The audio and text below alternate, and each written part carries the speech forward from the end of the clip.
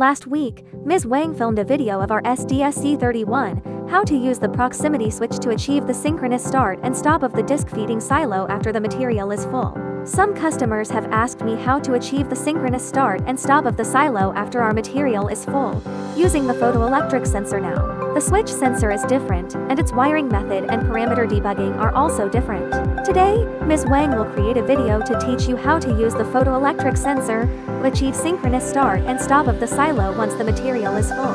First, we take out the PhotoelectricSensor and connect it to port B, the white wire to B2, the red wire to B4, and the other to copper wires to B1 and B3. Turn on the controller, press and hold the function and the upper triangle to enter the advanced parameter setting page, and short press the function key to enter RT1 parameters. At this time, adjust T1 to a long break, and then let's take a look at the effect. The silo runs normally when the material is empty, and the silo stops running at the same time when the material is full.